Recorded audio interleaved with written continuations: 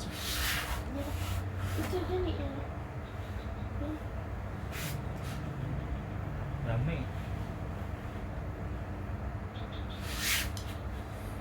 Itu apa? Tunggu situ. Apa sini ada?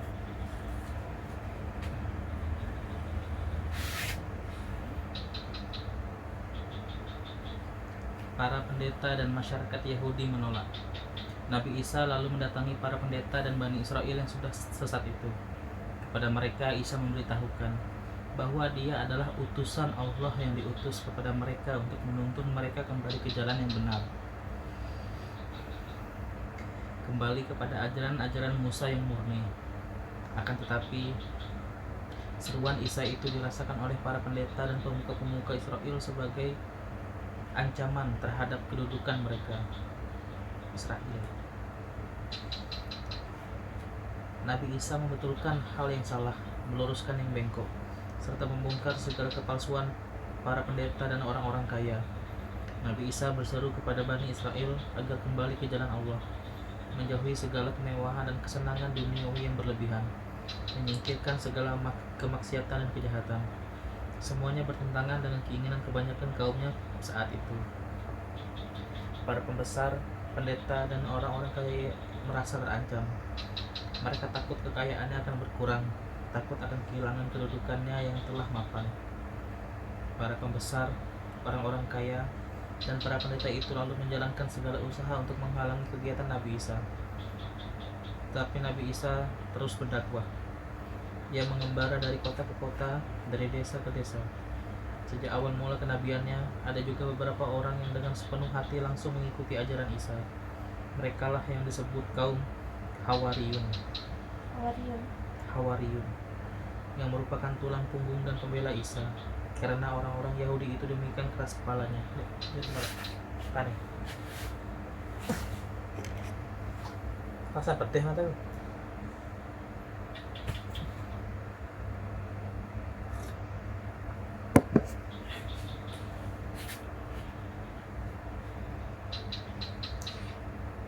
Karena orang-orang Yahudi itu demikian keras kepalanya, maka Allah telah memberikan beberapa mukjizat kepada Isa. Sementara fitnah bermunculan terhadapnya, dia terus mengumandangkan ajaran Allah. Mereka yang menolak dan menentang Isa itu mengatakan bahwa Isa adalah anak haram, anak yang lahir di luar nikah. Bantalnya barang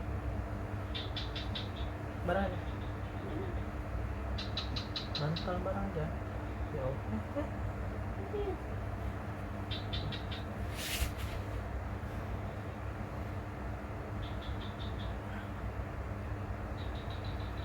Isa adalah nabi palsu yang hendak mengubah syariat Musa.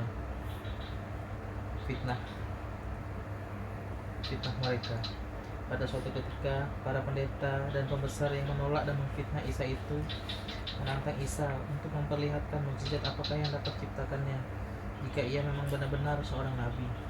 Diminta pula agar Isa memperlihatkan mukjizatnya itu di hadapan umum. Maksud mereka ialah menghancurkan wibawa Isa di hadapan rakyat kalau Isa tidak dapat memperlihatkan suatu mukjizat. Isa menjawab tantangan itu dengan berkata, sesungguhnya aku datang kepadamu dengan membawa tanda dari Tuhanmu.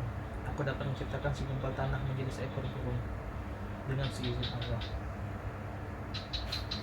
Nabi Isa lalu menggenggam segumpal tanah. Tanah itu lalu dibentuknya seperti seekor burung. Setelah jadi, tanah itu lalu ditiupnya. Maka jadilah seekor burung. Burung itu pun terbang ke sana kemari. Para hadirin sangat tercengang. Rakyat banyak yang semakin yakin akan kenabian Isa. Mereka lalu mengikutinya. Tetapi para penantang Isa malah menyebut bahwa Isa itu tukang sihir. Kemudian Isa berkata lagi, aku dapat menyembuhkan orang buta sejak lahirnya, menyembuhkan orang berpenyakit kusta, bahkan menghidupkan orang yang baru mati. Aku pun dapat mengetahui apa yang kau simpan di dalam rumahmu. Sesungguhnya semuanya itu adalah suatu tanda kebesaran kerasulanku. Jika kamu sungguh-sungguh orang yang beriman. Nabi Isa lalu membuktikan semua kebenaran kata-katanya. Ada orang yang buta sejak lahirnya menjadi melek setelah Isa mengusap mukanya. Orang-orang yang berpenyakit kusta pun berdatangan dan sembuh penyakitnya setelah dibawa ke hadapan Nabi Isa. Dan seseorang yang baru meninggal dibawa oleh keluarganya, tapi berkat doa Nabi Isa orang itu hidup kembali. Tuhan, semua demonstrasi Nabi Isa adalah mukjizat dari Allah. Semuanya itu tidak akan terlaksana kalau tidak dengan seizin Allah. Para hadirin yang menyaksikan mukjizat itu banyak yang menjadi sadar bahwa Isa itu benar-benar utusan Allah. Tapi para penantangnya pun semakin gencar melemparkan fitnahan kepada Isa. Pengikut Isa semakin banyak. Tak ada satu kekuatan apapun di dunia ini nampaknya yang bisa membendungnya. Satu-satunya cara ialah dengan membunuh Isa. Isa harus dilenyapkan dari muka bumi. Tapi bagaimana caranya? Pada itu Nabi Isa tidak pernah memikirkan bahaya yang mungkin mengancam keselamatan dirinya. Ia terus melanjutkan dakwahnya. Seluruh negeri dijelajahinya bersama para pengikutnya yang setia. Pada suatu hari ia tiba kembali di Baitul Maqdis. Kebetulan hari itu hari raya. Banyak pemuka agama, pembesar, dan rakyat dari berbagai kota berdatangan ke Baitul Maqdis untuk berziarah. Kesempatan itu tidak disia-siakan oleh Nabi Isa. Kepada orang banyak itu ia menyerukan agar kembali ke jalan Allah, kembali pada ajaran Nabi Musa yang asli, kepada kitab Taurat yang asli. Diterangkannya jalan sesat yang telah mereka tempuh selama ini. Hasilnya benar-benar di luar dugaan. Para peziarah, terutama kaum miskin dan orang-orang soleh, percaya akan kenabian Isa. Hal itu membuat semakin panas saja hati para pendeta dan pemuka Israel yang menolak Isa. Di antara para pengikut Nabi Isa itu terdapatlah 12 orang yang paling dekat dengan Isa. Jadi kali seorang. Kedua-belas orang itu adalah murid dan pengikut Isa yang setia. Kemudian datang satu orang lagi bernama Yahuda.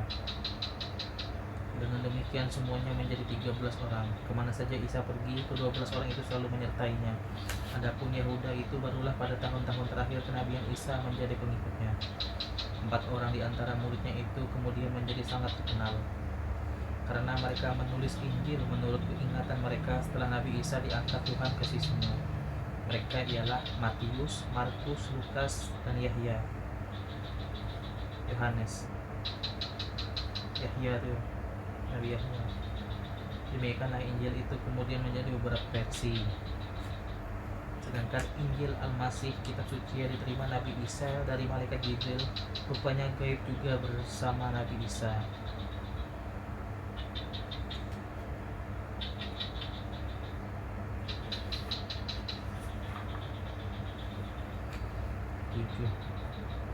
Makanan dari surga. Ketakutan para pemuka agama Yahudi semakin memuncak melihat semakin banyaknya orang berdatang menyatakan imannya kepada Nabi Isa. Kritikan Isa yang tajam, benar dan masuk akal membuka mata rakyat. Mereka mulai sadar bahwa para pendeta dan pemuka mereka selama ini telah memeras dan memperbudak mereka atas nama Allah. Mengetahui bahaya yang mengancam kedudukannya, para pemuka Israel lalu mengadakan permufakatan jahat untuk membinasakan Isa. Permufakatan, rapat-rapat. Caranya ialah para pendeta dan pemuka masyarakat Yahudi itu akan melaporkan kepada penguasa Romawi yang menjajah negeri mereka bahwa Isa akan memberontak. Untuk itu mereka lalu menyusun serangkaian tuduhan palsu sebagai alasan untuk menangkap Nabi Isa. Di antara tuduhan yang dianggap paling berat oleh gubernur penguasa Romawi waktu itu ialah bahwa Isa mengumpulkan pengikut sebanyak mungkin. Tujuannya ialah untuk menggulingkan kekuasaan raja, mengusir penjajah Romawi. Nabi Isa sadar akan bahaya yang dapat mengancam dirinya. Akan tetapi ia tidak takut. Yang dikhawatirkannya adalah justru nasib para pengikutnya. Karena itu Isa membawa pengikutnya yang paling setia menjelajahi dusun-dusun yang jauh dari kota Yerusalem, pusat kekuasaan dan pemerintahan. Bersama pengikutnya itu Nabi Isa masuk dusun keluar dusun, menyeberangi sungai, menyusuri pantai, memintas hutan dan menjelajahi padang pasir. Di setiap tempat di mana mereka menemukan penduduk, Nabi Isa menyampaikan dakwahnya. Para petani, para nelayan dan gembala, banyaklah yang beriman kepada Isa. Mereka mengakui kenabiannya, mengikuti ajarannya. Pada suatu ketika sampailah Isa dan pengikutnya di tengah sebuah padang tandus. Belum pernah mereka lewat ke situ. Ternyata mereka terjebak pada sebuah padang tandus yang tidak berpenghuni. Tidak ada kampung yang dekat, tidak ada makanan, tidak ada minuman. Padahal mereka sangat lapar dan haus dan lapar yang luar biasa. Akan tetapi mereka berjalan terus. Namun tatkala kaki mereka sudah tak dapat dilangkahkan lagi karena letih, lapar dan haus, sementara tenaga sudah mulai habis terkuras, berhentilah mereka. Para sahabat Nabi Isa itu kehabisan akal. Bagaimanakah caranya untuk menyelamatkan diri mereka? Dari manakah mereka akan memperoleh makanan? Kemana saja mata memandang, hanya padang pasir dan batu yang tandus yang sepi. Tak ada manusia, tak ada tumbuhan yang bisa dimakan, tak setetes air pun yang bisa diminum. Dalam keadaan berputus asa itu, para sahabat, murid, dan pengikut setia Isa itu lalu mendatangi Isa beramai-ramai. Wahai Isa putra Maryam, tidakkah Tuhanmu kuasa menurunkan hidangan dari langit kepada kami? Kata para pengikut itu.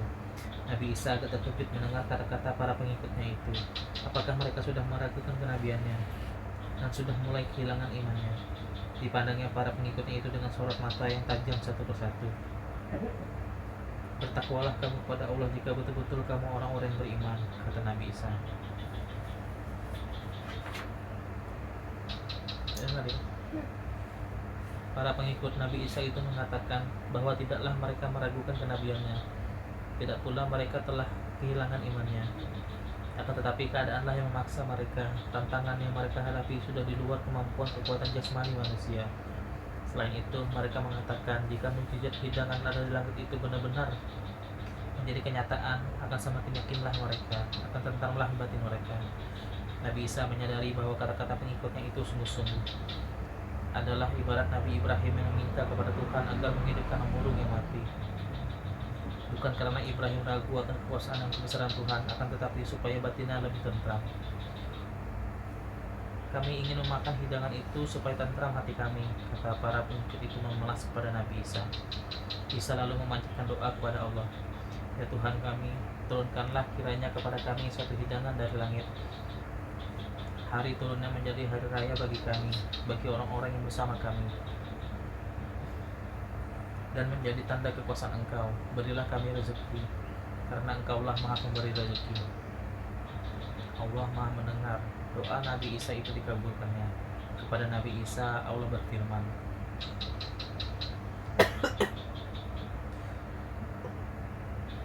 sesungguhnya aku akan menurunkan hidangan itu kepadamu. Akan tetapi barang siapa yang kafir di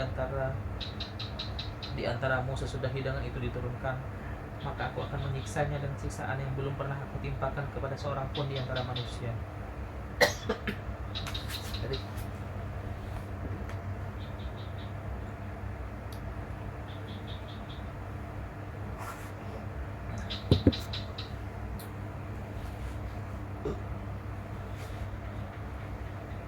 Allah lalu menurunkan hidangan dari langit, makanan mewah dan minuman yang berlimpah. Hidangan itu begitu indah,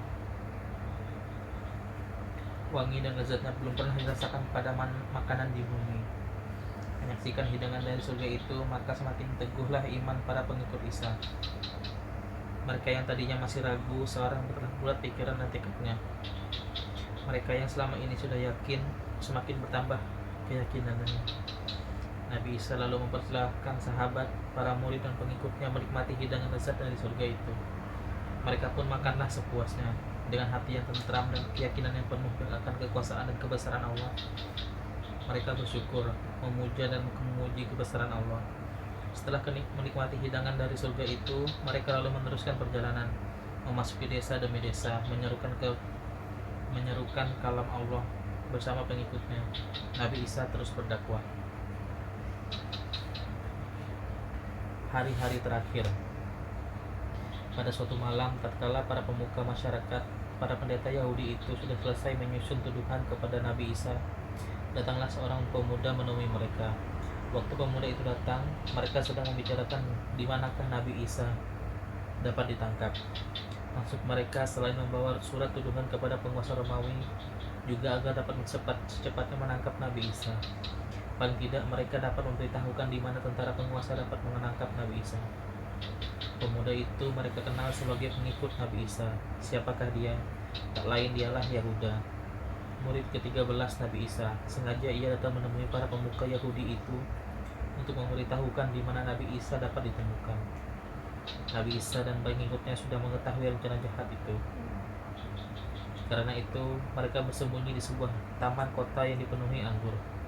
Yahuda memberitahukan bahwa ia dapat menunjukkan di mana Nabi Isa dan pengikutnya bersembunyi, asalkan ia diberi hadiah yang setimpal.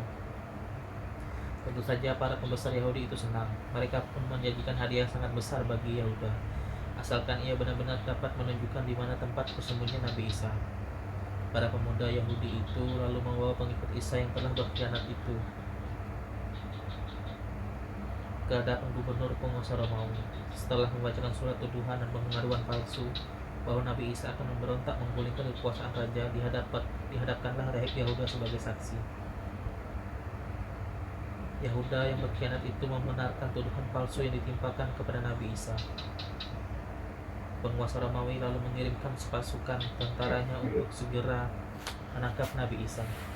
Dibawa merekalah Yahuda sebagai penunjuk jalan. Sampai di tempat persembunyian Nabi Isa, tempat itu segera dikepung oleh pasukan Romawi. Dibantu oleh para pemuka Yahudi, melihat suasana yang amat berbahaya itu, murid-murid Nabi Isa yang selalu mendampinginya menyelamatkan diri satu persatu. Isa tinggal sendirian. Dalam keadaan yang sangat kritis dan amat berbahaya itu, Allah menyelamatkan Nabi Isa. Allah lalu menciptakan wajah Yahuda sedemikian rupa sehingga persis seperti Nabi Isa. Dalam keadaan kacau dan tegang itu, seseorang lalu menunjuk Yahuda itu sebagai Nabi Isa. Yahuda yang mereka kira Nabi Isa itu lalu ditangkap oleh tentara. Tangannya diikat, kemudian diarak membelah kota. Yahuda yang dikira Nabi Isa itu kemudian dibawa ke seluruh lapangan terbuka. Ia kemudian disalib, disaksikan oleh para pemuka, para penguasa, para pendeta, dan rakyat yang banyak. Yahuda sedikit pun tidak diberi kesempatan membela diri. Tak sempat menjelaskan bahwa ia bukan Nabi Isa. Para pemuka Yahudi itu memang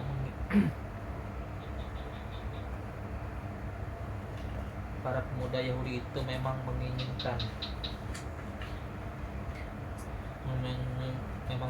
demikian.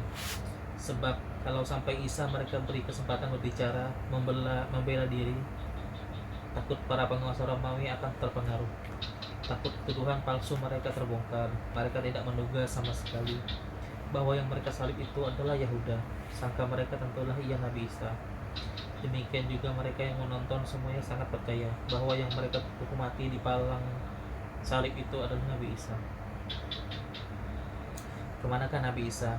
Tuhan telah menyelamatkan Nabi Isa. Allah telah mengangkat Nabi Isa ke sisinya, sebagaimana Nabi Idris dahulu juga diangkat Allah ke sisinya. Kita Nabi Idris salah baca belum? Akhirnya apa? Ya tadi rasanya itu juga kali sih. 6 tahun setelah Nabi Isa diangkat Allah ke sisinya, wafatlah ibunya Maryam. Hanya 5 tahun Isa menjalankan tugas kenabiannya. 5 tahun. Sepeninggal Nabi Isa, para sahabat, para muridnya memencar ke berbagai penjuru. Mereka memencar ke berbagai pelosok bumi. Mereka menyampaikan ajaran Isa, menyampaikan ajaran kitab suci Nabi Isa. Akan tetapi, selama ratusan tahun, mereka harus bersembunyi-sembunyi melakukan itu. Sebab jika ketahuan, mereka bisa dihukum mati oleh para penguasa. Murid-murid Nabi Isa itu lalu kemudian menuliskan Injil, seperti yang mereka ingat. Injil itulah yang banyak dikenal orang sekarang ini. Habis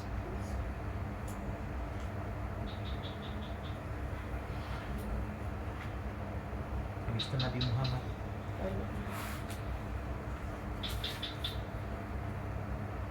Bisa